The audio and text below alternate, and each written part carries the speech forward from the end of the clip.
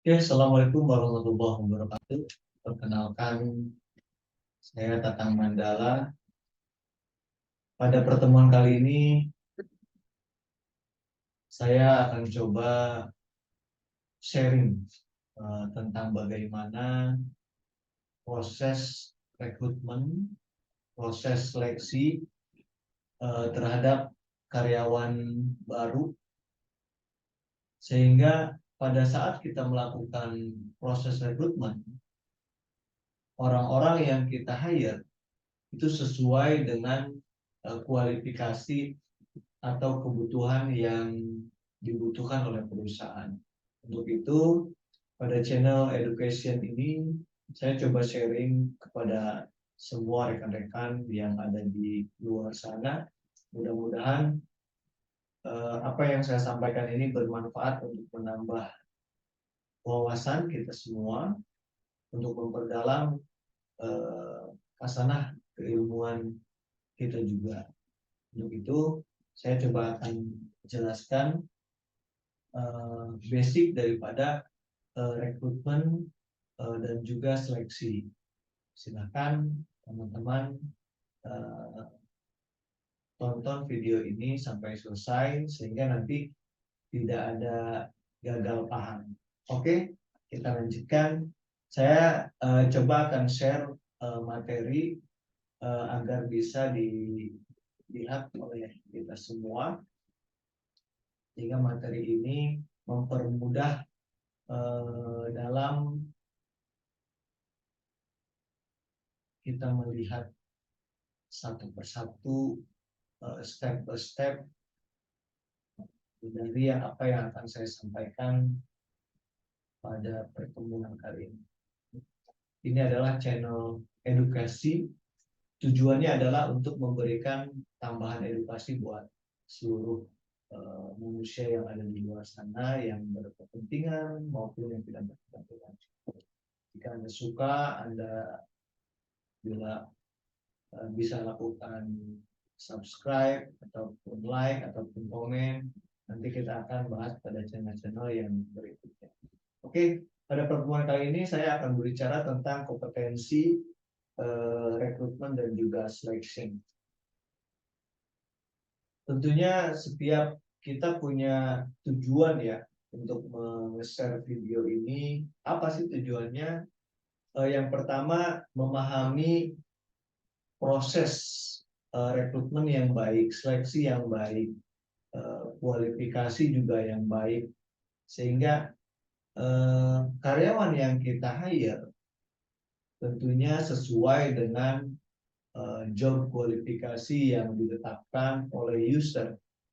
Saya 17 tahun di HR, di HRD, sudah ribuan kali melakukan rekrutmen dengan metode-metode yang memang secara kompetensi harus dilakukan oleh seorang HR agar manpower yang kita rekrut, manpower yang kita hire sesuai dengan apa yang kita butuhkan, baik dari sisi attitude, dari sisi kompetensi, dari sisi basic thinking, itu tentunya kita menjadi perhatian utama.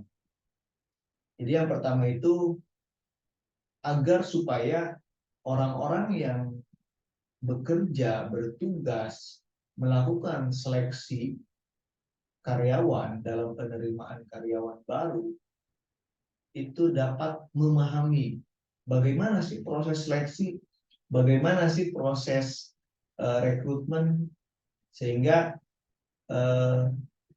ketika kita lakukan itu secara baik, pastinya akan menghasilkan hasil yang baik juga. Kemudian yang kedua, mengenal berbagai metode rekrutmen dan juga seleksi. Tentunya di sini dipengaruhi oleh tools yang kita gunakan untuk melakukan seleksi maupun melakukan rekrutmen. Ada tools psikologi, ada tools untuk mengetahui dasar IQ atau dasar wawasan si kandidat yang kita hire, Nah, itu juga akan menentukan. Kemudian yang ketiga, mampu menjelaskan secara bertahap setiap langkah step dalam proses rekrutmen yang dilakukan, sehingga pada saat dia melakukan pekerjaan, perilaku yang dia lakukan sesuai dengan semestinya yang dilakukan di dalam standar proses rekrutmen. Nah, sampai sini ini tentunya akan mudah kita pahami sama-sama bahwa memang kita sebagai HR tidak akan pernah lepas, sebagai human resource tidak akan pernah lepas dari namanya rekrutmen. Nah, rekrutmen ini butuh seleksi. Nah, seleksi ini pun ada bertahap-tahap yang harus kita lakukan. Dari seleksi dokumen, kemudian seleksi kompetensi, seleksi basic basic pendidikan.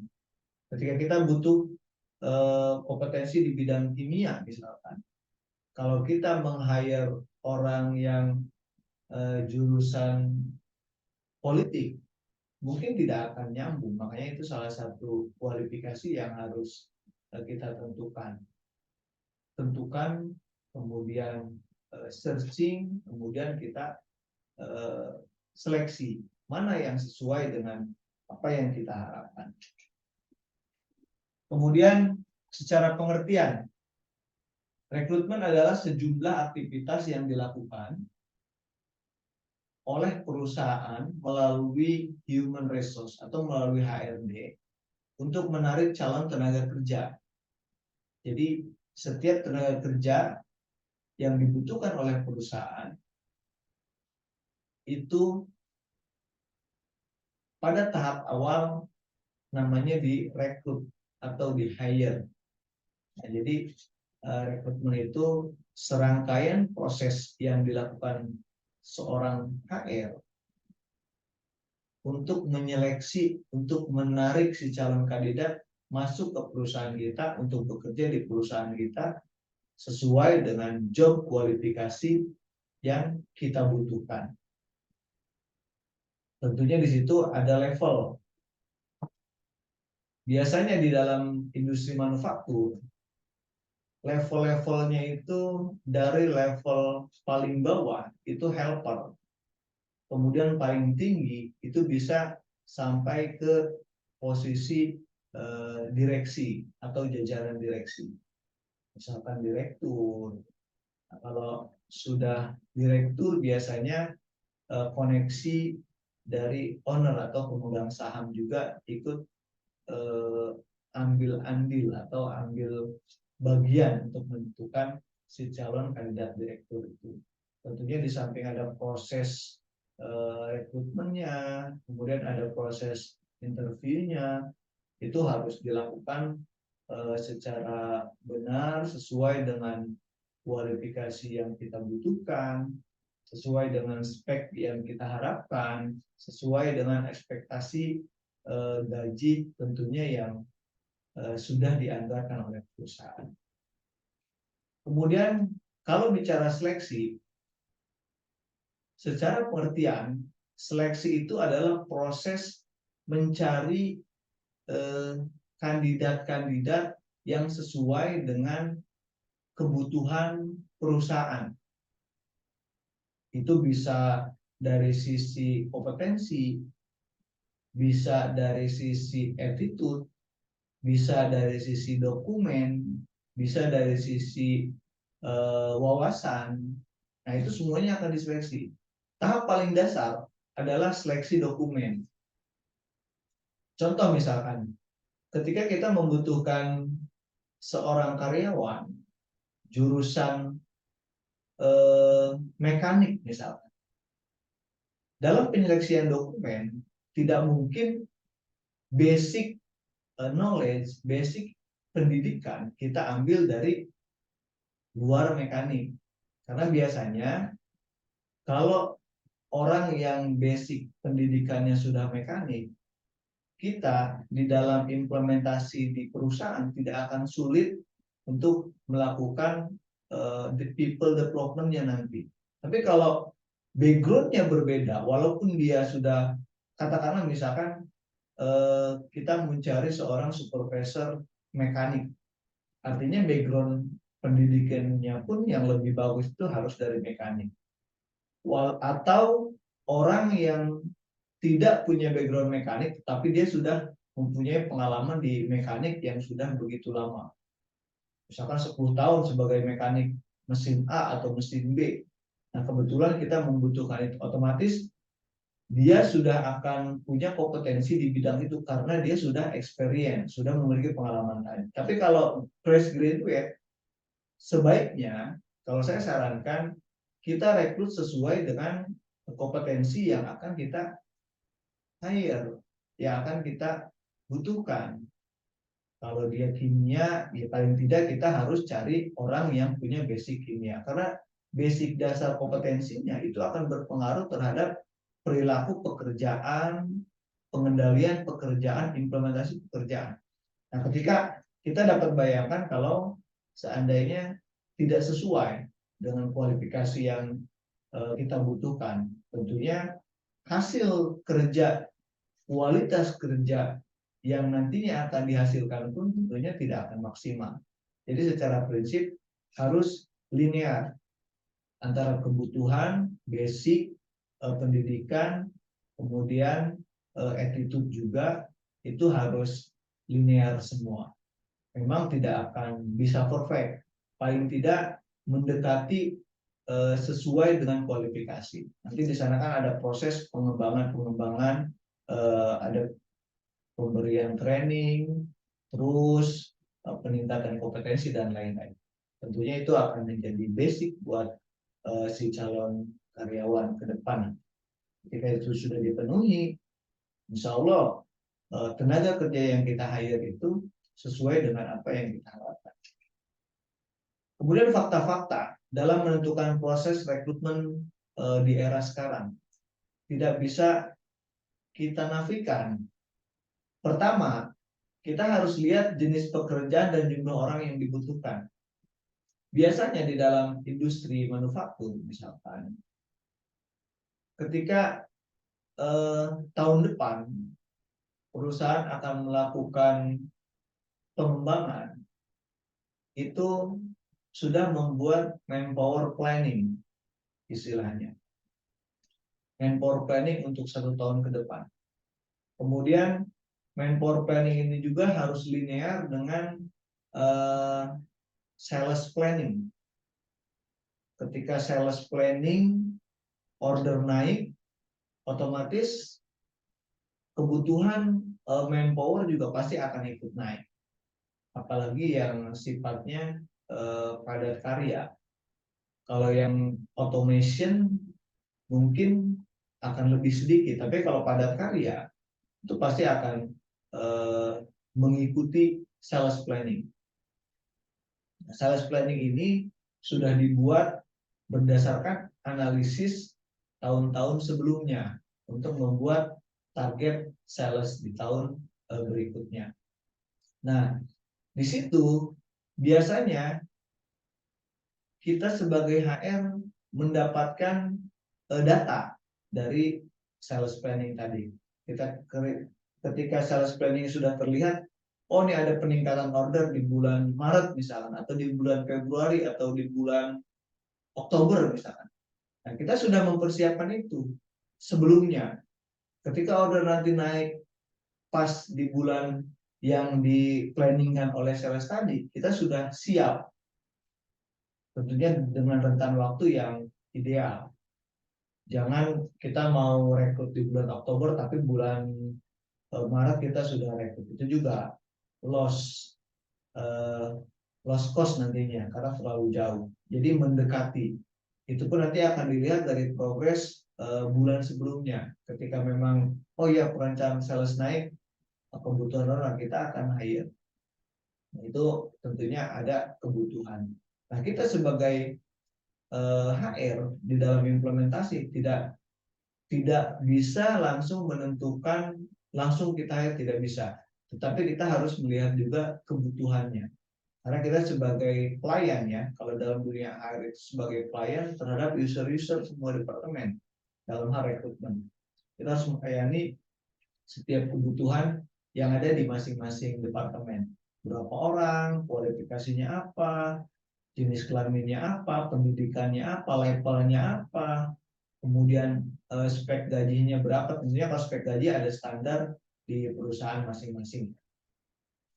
Kemudian yang kedua, kita tidak boleh jauh juga dari pasaran tenaga kerja.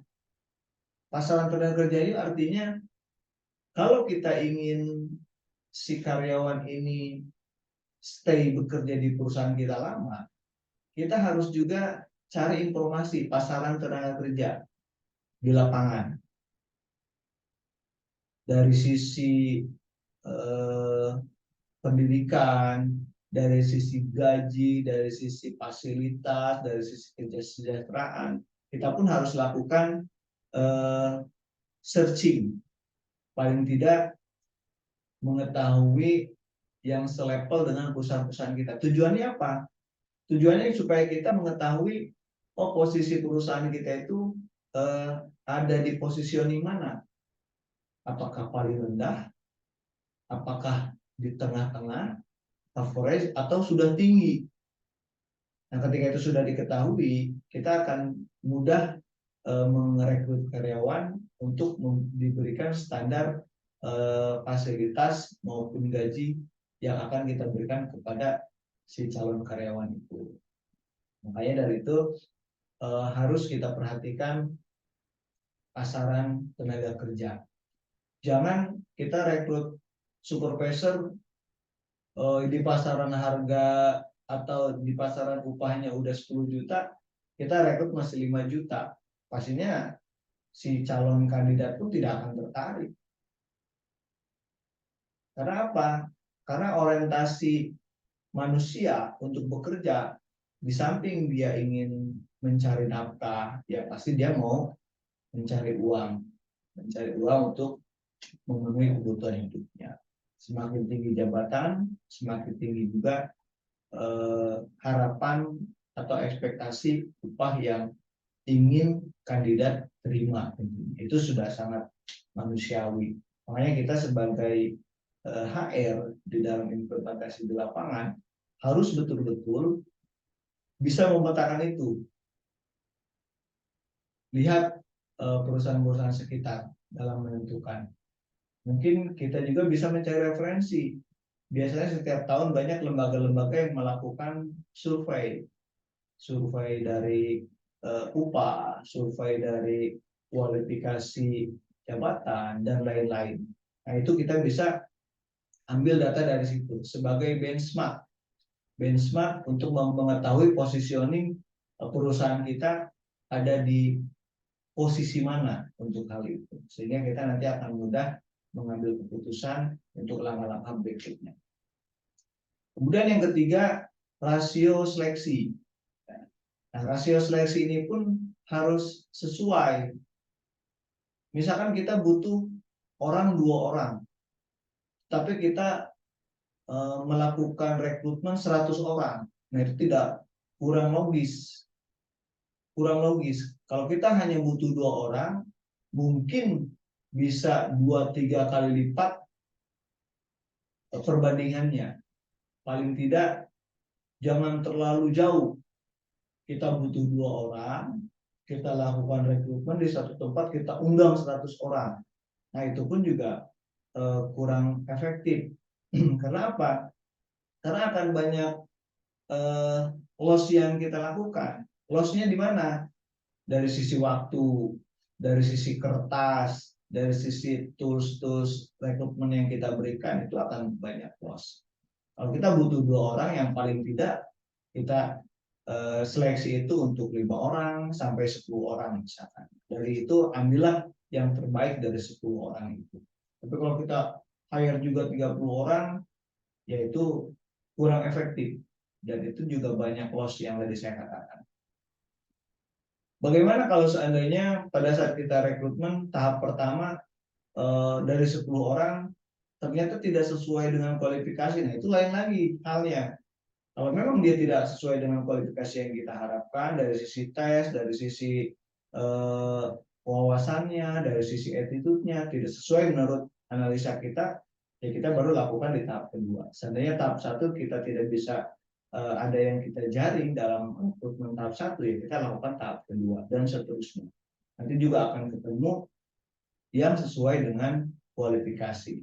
Nah, bagaimana kita mendapatkan kualifikasi yang sesuai? Tentunya iklan yang kita pasang pun harus sesuai dengan kualifikasi yang kita butuhkan. Usahakan iklan yang kita pasang itu detail, kemudian jelas, kualifikasi yang kita butuhkan itu apa, kemudian timeline-nya juga jelas, levelnya juga jelas, kemudian kapan rencana hire-nya pun jelas. Jadi si calon-calon pencari kerja di luar itu akan membaca lowongan itu di media sosial maupun media elektronik maupun di eh, manapun ya, dimanapun media sekarang zaman teknologi sangat mudah menerima informasi. Nah itu nanti akan dilihat, oh saya tidak sesuai dengan kualifikasi. Tentunya mereka tidak akan memaksakan diri ketika tidak sesuai dengan kualifikasi yang ada. Nah di sini kita harus bisa betul-betul menyeleksi secara baik. Kemudian validitas metode seleksi. Apa sih sebenarnya validitas metode seleksi? Sekarang kita dalam melakukan rekrutmen, penerimaan karyawan, kita harus clear dengan tools yang kita gunakan. Kalau kita tidak punya tools yang kita gunakan, bagaimana kita bisa meng-hire orang yang sudah sesuai dengan kualifikasi?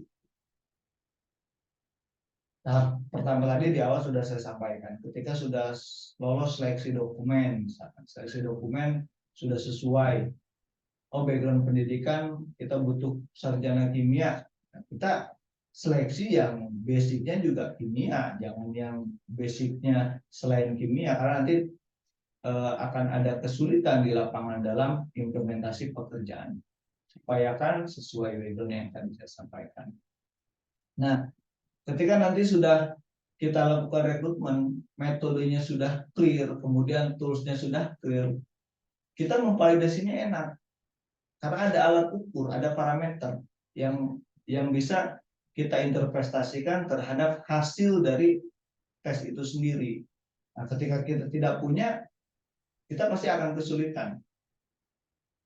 Kalau kita hanya menembak, meraba, melihat kasat mata, tentunya itu tidak akan efektif hasilnya.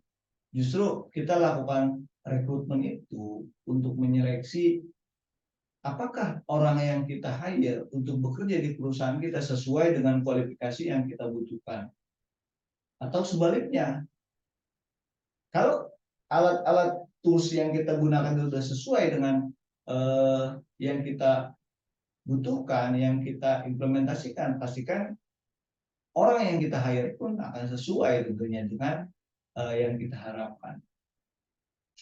Kemudian waktu yang tersedia.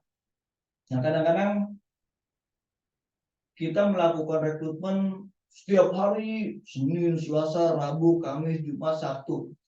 Nah, itu tidak benar. Kalau memang dia kerjanya untuk lembaga rekrut, itu mungkin menjadi benar. Tapi kalau di industri, di perusahaan, sebaiknya dilakukan scheduling. Contoh misalkan, kita punya tugas dari user untuk meng-hire 5 orang misalkan.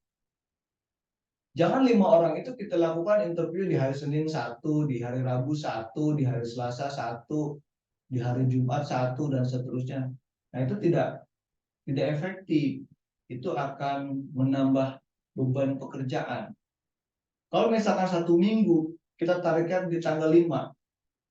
Hubungi semua kandidat-kandidat yang sesuai kualifikasi, kemudian kita undang, informasikan secara jelas jamnya, tanggalnya, harinya, kemudian tempatnya di mana, kita undang. mau secara tertulis maupun secara telepon. Kalau cukup secara tertulis melalui email atau melalui WhatsApp, is oke, silahkan. Tapi kalau tidak cukup juga langsung telepon, kabari, informasikan, undang di satu waktu secara bersamaan. Kalau ada 5 orang, undang sekaligus 5 orang untuk kita proses rekrutmen dalam satu waktu, ya, agar supaya efektif. Satu kali kita lakukan itu bisa menyeleksi sekian orang, dan waktu kita pun tidak habis hanya untuk mengurusi hal-hal rekrutmen tadi, karena pastinya banyak pekerjaan yang lain yang harus kita juga kerjakan. Kemudian yang keenam, anggaran. Anggaran dalam rekrutmen, kalau kita lakukan secara internal, itu akan relatif lebih kecil biayanya. Paling biaya yang kita keluarkan itu yang nyata adalah berupa paper atau kertas tes. Kemudian biaya yang tidak nyata, waktu dalam melakukan proses rekrutmen, itu pun kategorinya sebagai biaya. Karena kalau kita kalkulasikan kepada uang, yaitu memang biaya yang harus dihitung, ya, kalau di dalam kalkulasinya. Karena ada waktu yang kita gunakan hanya untuk rekrutmen. Itu juga sama, cost. Bicara waktu itu juga sama, adalah cost. Nah, ketika anggarannya sudah ada, biasanya ke dalam perusahaan, anggaran rekrutmen itu mengikuti planning tahun-tahun ke depan. Misalkan tahun depan kita ada kebutuhan untuk tenaga skill khusus, orang misalkan yang basicnya kimia, orang yang misalkan basicnya elektrik, itu kan orang-orang yang punya tenaga khusus, skill khusus. Nah, itu bisa juga dilakukan melalui headhunter ketika memang kita secara internal belum menemukan. Tetapi kalau memang kita punya database, kita punya jaringan, kita sudah upayakan maksimal, boleh juga kita lakukan sendiri. Kalau dengan headhunter, kita menggunakan jasa dia untuk mencarikan, itu otomatis ada budget cost untuk rekrutmen itu yang harus kita keluarkan. Karena mereka udah punya standar masing-masing. Untuk level ini berapa kalkulasinya, berapa jasanya, berapa fee-nya, itu sudah ada hitungannya, dan itu harus kita keluarkan. Nah, anggaran itu biasanya yang besar dalam industri manufaktur pada umumnya. Kalau kita lakukan sendiri, itu relatif lebih kecil. Paling hanya kertas, waktu yang kita gunakan. Kemudian keahlian. Keahlian di dalam melakukan rekrutmen. Apa sih keahliannya kita sebagai rekruter? Di samping kita sudah mengerti tentang dokumen, seleksi dokumen itu tahap yang paling pertama. Itu sangat mudah tentunya. Kita seleksi dokumen itu paling mudah, tidak terlalu sulit. Karena kita hanya mengikuti apa sih kualifikasinya. Oh, kualifikasinya A, B, C, D. Kita tinggal sesuaikan saja dengan kualifikasi A, B, C, D. Kemudian yang kedua, yang paling utama lagi, proses interview. Ini pun juga keahlian yang harus dipelajari oleh seorang HR. Kalau kita tidak mengerti bagaimana interview, apa sih yang harus kita gali dalam interview? Apakah interview cuma ngomong tidak jelas, ngomong tidak terukur, ngomong tidak terarah? Bukan. Yang namanya interview, apa yang kita tanyakan, apa yang kita sampaikan, itu semuanya terarah terhadap goals. Apa sih goal kita interview? Kita ingin merekrut orang yang kualitasnya baik sesuai dengan kualifikasi yang kita butuh. Itu goal utamanya. Makanya kita butuh keahlian. Apa yang mau kita gali di dalam interview? Kemudian apa yang mau kita cari tentang orang yang kita interview. Nah, itu pun harus clear, petakan pertanyaan-pertanyaannya. Kemudian gali potensi yang ada di dirinya dia, di diri si kandidat. Nanti kita sudah tahu, baru kita bikin kesimpulan summary dari hasil interview masing-masing. Itu pun nanti kita buktikan kembali pada prakteknya ya di lapangan. Bisa kita uji juga. Kalau orang, misalkan kita cari orang kemampuan untuk mengoperasikan komputer, kita lakukan aja tes komputer. Bisa apa tidak? Kalau memang bisa, ya berarti sesuai dengan apa yang kita butuhkan. Kalau pada prakteknya tidak bisa, tentunya kan kita bisa punya catatan bahwa tidak sesuai dengan kualifikasi yang kita butuhkan. Oke, di sini saya lanjutkan lagi.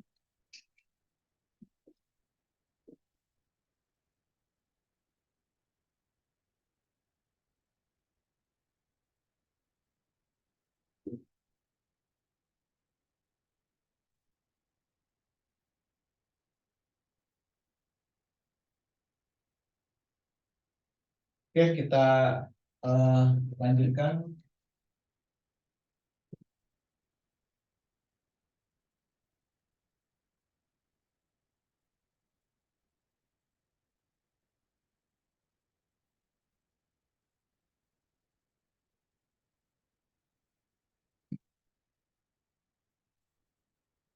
Dinamika persaingan di dalam bisnis. Ya, sekarang kita harus akui bahwa pergerakan dunia bisnis itu sangat pesat saat ini. Kita tidak bisa nafikan itu. Dari persaingan yang sudah sangat luar biasa. Sekarang industri-industri berlomba-lomba untuk melakukan perbaikan-perbaikan. Tujuannya supaya bisa bersaing dari sisi kualitas, dari sisi cost, dari sisi delivery, dari sisi semua ya, dari sisi semua bersaing, sehingga bagaimana dia bisa menghasilkan satu produk dengan harga yang tidak terlalu mahal, tetapi dia juga ada profit yang dihasilkan. Nah, tentunya kan itu harus sinergi, harus match dengan operasional di lapangan. Kalau prosesnya tidak diperbaiki, pasti akan biayanya akan besar, kemudian harganya akan naik dan persaingan juga pasti akan sulit. Nah, sekarang di dunia industri manufaktur terutama itu sangat sedang dilakukan. Apakah dengan automation, apa dengan perubahan proses dan lain sebagainya. Kemudian yang kedua, persaingan global. Itu pun juga sama, tidak akan bisa lepas dari dunia industri. Persaingan global, barang masuk Indonesia, barang keluar Indonesia, pasar bebas, itu juga akan berpengaruh terhadap industri manufaktur. Kemudian juga kesulitan modal, sama itu juga akan menjadi dinamika dalam sebuah persaingan dalam bisnis. Ketika misalkan kita punya perusahaan, modal kita tidak kuat, kemudian ada kompetitor yang modalnya kuat, ketika terima order banyak dia sanggup cover, ya pasti kita akan kalah bersaing dengan perusahaan kompetitor kita yang punya modal kuat. Kemudian perubahan pada pekerjaan, ya sekarang lebih ke customer oriented. Dalam industri manufaktur pasti orientasinya kepada customer, karena customer itu adalah raja dalam hal apa yang dia butuhkan kita harus penuhi. Apa saja kualitasnya, delivery-nya, kuantitasnya, itu juga harus sesuai.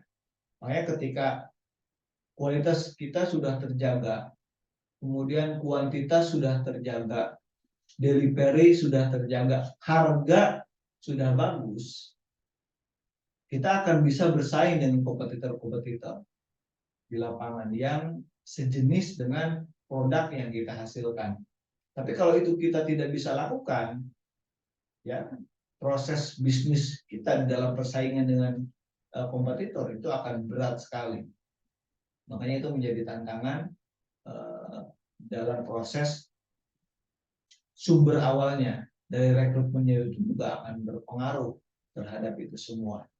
Karena prosesnya berputar dari orang, mesin, modal, alat, metode, itu semuanya sangat keterkaitan dengan itu. Kemudian perubahan persyaratan individu, misalkan peningkatan tanggung jawab, tuntutan keterampilan, kemudian toleransi terhadap perubahan-perubahan. Nah, itu pun juga menjadi dinamika persaingan. Kenapa kok meningkatnya tanggung jawab menjadi dinamika persaingan? Ya iya, otomatis orang yang tanggung jawabnya rendah pasti juga akan berpengaruh terhadap persaingan bisnis dibanding orang yang punya tanggung jawabnya tinggi. Kemudian orang yang keterampilannya juga rendah pasti juga akan kalah saing dengan orang yang punya keterampilan yang baik, yang bagus, yang kualitas keterampilannya juga bagus. Itu juga pasti ada dalam dinamika persaingan bisnis. Kemudian toleransi terhadap perubahan itu juga sangat. Misalkan contoh saat ini sudah zaman 4.0, semuanya sudah serba online. Tetapi perusahaan tidak mau ngikutin perubahan itu. Ya dia akan kalah bersaing. Kenapa? Harusnya dia lakukan dengan online cepat, dia masih dengan gaya lama, masih dengan gaya offline. Ya pasti dia akan tertinggal.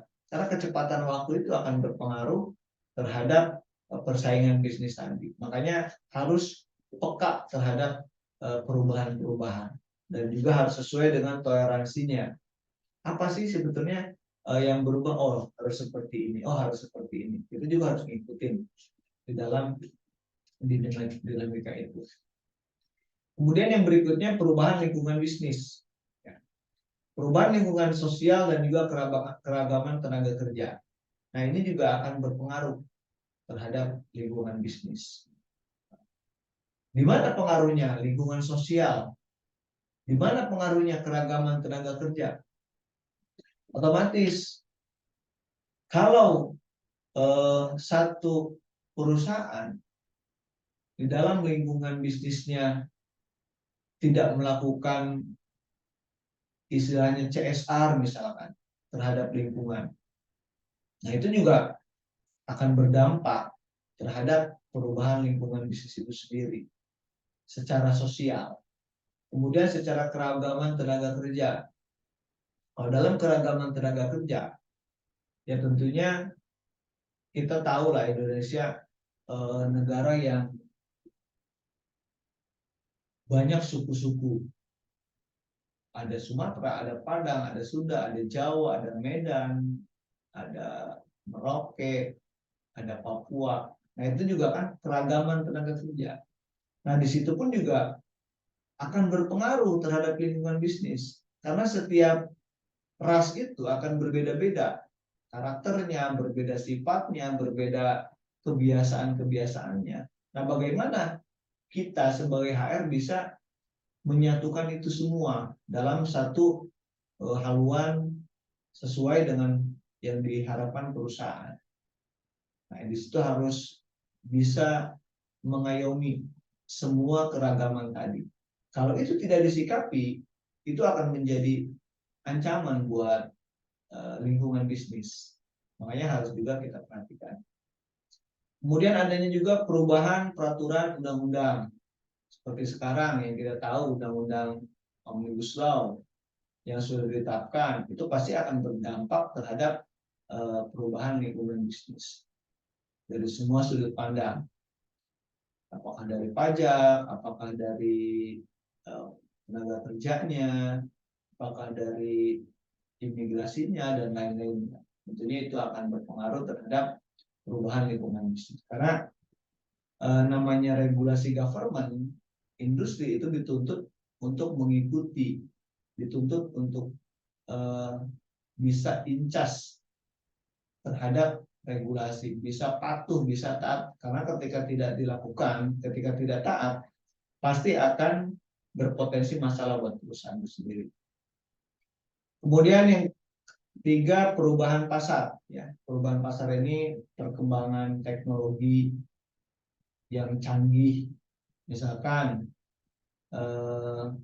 kalau di dunia HR kita dulu kerjakan secara manual, nah, sekarang sudah ada sistem dari proses absen sampai people development, kita hanya tinggal bermain di komputer dengan data. Istilahnya HRIS, ya, atau dari sistem yang lain, atau dari kalau SAP misalkan, atau dari QAD, atau dari banyaklah program-program yang lain. Nah, itu juga harus kita ikutin secara sama-sama. Memang butuh investasi dan juga modal, tapi itu harus kita anggarkan. Karena kalau kita tidak mengikuti perkembangan teknologi, kita akan kalah bersaing dengan kompetitor kita. Kemudian adanya juga konsultan. Dalam HR itu pasti ada konsultan, ada headhunter yang sesekali membutuhkan jasa mereka ketika kita memang sudah keterbatasan di dalam melakukan rekrutmen tadi. Kemudian yang ketiga, sistem IT. Sistem IT ini akan membantu proses di internal kita maupun di eksternal.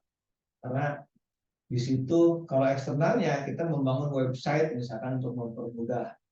Kalau di internalnya kita membangun sistem di dalam perusahaan kita untuk mempermudah semua pekerjaan yang ada di lingkungan kita. Kemudian dampak perubahan pada rekrutmen dan seleksi. Yang pertama proses rekrutmen, dampak perubahan.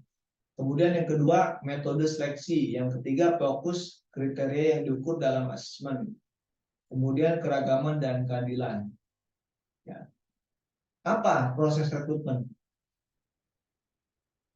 Yang tadi kita sudah bahas di awal. Kita sudah banyak tadi sharing tentang proses rekrutmen. Kemudian metode seleksi. Tadi juga kita sudah bahas di awal. Apa yang kita gunakan, tools apa yang kita pakai untuk bisa menginterpretasikan hasil orang yang kita hire sesuai dengan kualifikasi. Kemudian fokus dan kriteria yang diukur dalam asesmen. Apa yang kita mau ukur? Psikologinya, toolsnya apa? IQ, toolsnya apa? Kemudian general, toolsnya apa? Itu juga harus kita ukur secara jelas dan fokus kepada kriteria yang kita butuhkan tadi. Kemudian keragaman dan keadilan.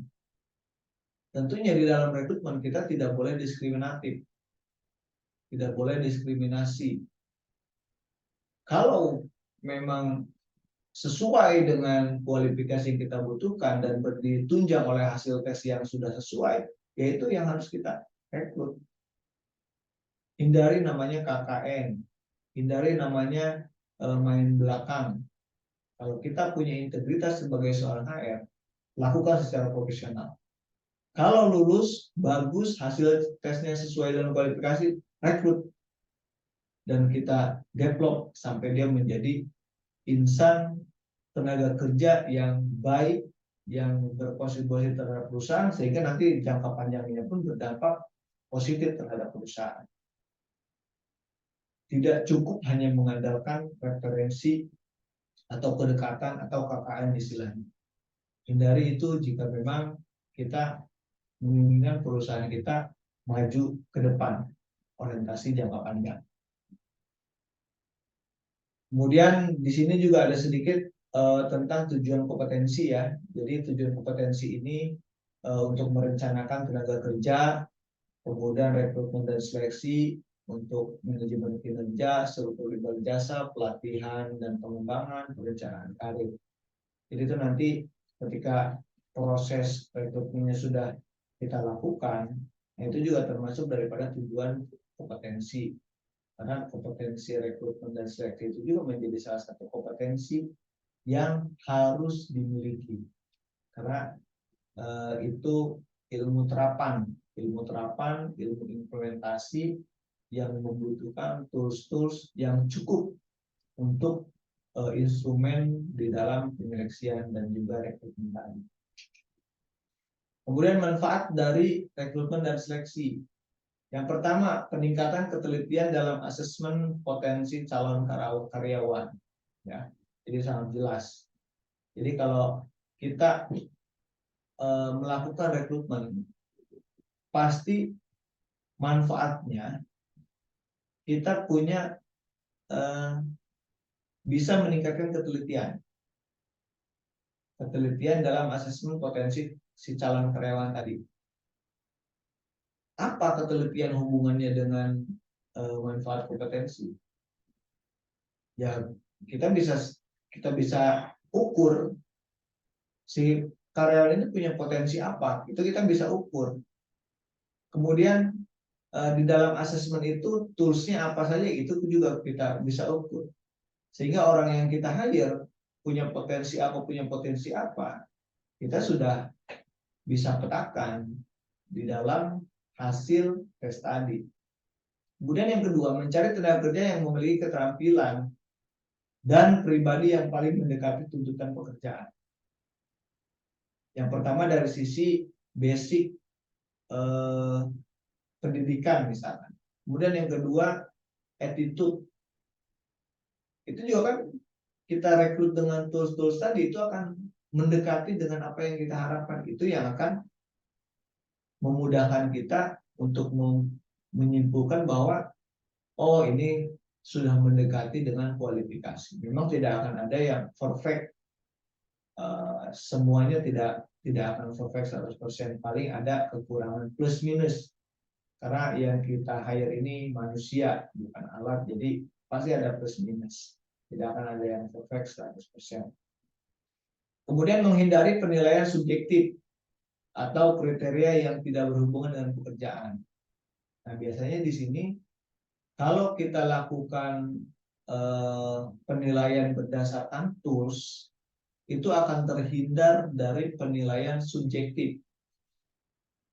Termasuk juga interview. Kalau kita interview, kalau kita tidak punya guidance atau tools untuk apa yang mau kita interview, itu juga akan subjektif. Interview ada dua. Yang pertama interview untuk general. General itu bisa urusan pribadi si calon kandidat, keluarganya, background pengalamannya, dan lain-lain, itu yang sifatnya general. Nah, interview yang kedua, interview yang secara khusus berkaitan dengan skillnya, kompetensinya, kemudian pengalaman kerjanya, kemudian kemampuannya. Nah, itu juga akan membuat referensi terhadap kita sebagai rekruter untuk menyimpulkan, oh ini sesuai dengan job yang kita butuhkan. Kemudian yang keempat, menggunakan berbagai teknik asesmen ya, berbagai teknik. Itu macam-macam lah, metode-metode itu banyak. Tinggal kita mau pakai tools yang mana yang kita pandang efektif. Itu banyak yang sudah tinggal pakai juga, sudah tinggal kita implementasi juga sudah banyak. Atau mungkin kita mau meng-create sendiri tools, ya silakan, sepanjang itu memang efektif, kualifikasinya sesuai dengan yang kita harapkan, kemudian toolsnya juga terukur, teruji, is okay, nggak ada masalah. Sepanjang kita mampu menginterpretasikan dari hasil-hasil rekrutmen yang kita lakukan melalui calon-calon kandidat tadi. Kemudian melalui perbandingan profil, keterampilan, karakteristik individu, itu juga sama ya. Jadi akan mempengaruhi hasil tadi. Itu juga sama sebagai kompetensi. Ya. Ketika kita bisa membandingkan, oh si A begini, oh si B begini, oh si C begini, oh hasilnya si A sekian, oh si B sekian, oh si C sekian. Itu juga akan memudahkan kita untuk memutuskan, ya, untuk membandingkan antara orang-orang yang sama-sama kita akan hire, itu akan bisa kita bandingkan mana yang akan kita hire. Kemudian kelompok-kelompok kompetensi, ya, kelompok kompetensi ini juga ada orientasi kepada prestasi, kemudian perhatian terhadap kualitas dan ketepatan, pesanan atau juga dari delivery. Dia tidak lepas juga dari inisiatif. Inisiatif ini berasal dari inisiatifnya company, ya, untuk mencari informasi, untuk membantu dan melayani manusia pada pengertian interpersonal, kemudian orientasi pelayanan. Kemudian yang ketiga dampak dan pengaruh dampak. Dampak dan pengaruh dampak. Jadi ketika sudah berdampak, berpengaruh terhadap dampaknya tadi. Nah ini lebih kepada komitmen perusahaan biasanya. Kemudian terhadap hubungan industrial. Karena ketika perusahaan tidak komitmen, itu sudah dampak yang akan berdampak. Contoh misalkan perusahaan tidak taat terhadap regulasi. Nah itu dampaknya terhadap karyawan. Kalau kemudian nanti akan berpengaruh terhadap perusahaan itu sendiri. Ketika si karyawan nanti protes, kemudian dia demonstrasi, kan pengaruh dampaknya terhadap perusahaan. Makanya di situ ada kesadaran dan juga komitmen di dalam organisasi untuk bisa patuh dan taat terhadap undang-undang, terhadap regulasi. Kemudian yang kedua hubungan industrial. Hubungan industrial juga bisa internal, bisa eksternal, itu juga harus kita bangun, kita jaga, sehingga tidak akan berpengaruh dampak yang merugikan perusahaan secara jangka panjang. Kemudian contoh-contoh kompetensi dan level untuk rekrutmen dan juga seleksi. Ini pengertian. Kemampuan planning dan organizing menjadi rangkaian tindakan untuk mencapai sasaran. Jadi kompetensi kita di dalam rekrutmen juga harus mampu membuat perencanaan, mengorganisasi juga, mengorganize. Kalau itu tidak mampu, itu hasil yang kita akan lakukan juga tidak akan efektif. Karena kalau kita sudah buat rencana, kemudian kita mengorganisasinya, kemudian kita menjalankannya, nanti sasaran yang akan kita capai pasti akan sesuai dengan apa yang kita harapkan, yang kita targetkan. Karena itu sudah satu kesatuan yang memang goalnya di masing-masing industri pasti akan seperti itu. Kemudian juga kalau memang kita sudah rencanakan dengan matang, kandidat yang kita akan rekrut juga pasti akan sesuai dengan kualifikasi yang kita butuhkan. Dan itu nanti orientasi jangka panjang untuk perusahaan akan sangat positif sekali. Kemudian technical knowledge, contoh misalkan komputer literasi, English communication, journalism, penjualan, kemudian marketing, people management, system developing, financial planning, financial controlling, itu pun juga menjadi teknikal pengetahuan yang harus kita juga mampu atau memiliki basic-basic dasar untuk hal-hal ini. Karena itu nanti akan menjadi parameter ukur juga. Kemudian proses seleksi itu kalau kita diagramkan secara sederhana dari analisis peran jabatan, pengembangan kompetensi spesifikasi orang, kemudian identifikasi pasar tenaga kerja, kemudian menarik calon pelamar, baru kita akan seleksi surat lamaran. Dari seleksi surat lamaran, kita akan lanjutkan di assess atau seleksi. Kita lakukan tes, kita lakukan assessment, Assessment tadi bisa secara keseluruhan ya, untuk toolsnya, tools apa psikologinya, apakah tools wawasannya, apakah tools IQ dan lain-lain. Kemudian kita lakukan wawancara. Setelah itu sudah kita lakukan, barulah kita ambil keputusan apakah kita hire atau kita tolak. Hanya dua itu saja. Kalau memang sesuai dengan kualifikasi, kita akan hire. Tapi kalau tidak sesuai, kita akan tolak. Itu harus objektif. Walaupun yang kita tolak ini tetangga kita, teman kita, atau mungkin bahkan adik kita atau anak kita misalnya. Kita nggak boleh subjektif, harus objektif. Nah, itu kita harus hindari hal-hal yang karena itu akan menjadi masalah di kemudian hari untuk perusahaan ketika kita melakukan proses rekrutmen yang salah atau tidak tepat. Ini metode dalam penarikan calon tenaga kerja. Sekarang media sosial udah sangat mudah sekali, jadi kita bisa memposting dimanapun, di WhatsApp, di LinkedIn, di Facebook, di Instagram, itu sangat mudah sekali. Kemudian secara eksternalnya bisa juga pelamar datang, kemudian surat lamaran yang masuk, kemudian bisa dari rekomendasi karyawan, kemudian dari tempel iklan di mana-mana, kemudian dari lembaga-lembaga penempatan, dari biro perencanaan, dan juga lainnya. Tentunya ini banyak faktornya ya untuk metode-metode kita dalam melakukan untuk proses rekrutmen di awal. Oke, demikian itulah rekan-rekan semua apa yang saya sampaikan. Mudah-mudahan bermanfaat untuk saya sendiri dan juga untuk rekan-rekan semua.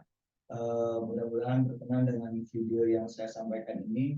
Ini adalah untuk edukasi bersama sambil mengingatkan diri kita sendiri agar kemampuan kita terus bertambah dan juga sharing knowledge untuk kepentingan ini. Oke, sampai jumpa pada channel-channel berikutnya untuk materi-materi yang selanjutnya. Saya Tatang Mandala mengucapkan terima kasih. Assalamualaikum warahmatullahi wabarakatuh.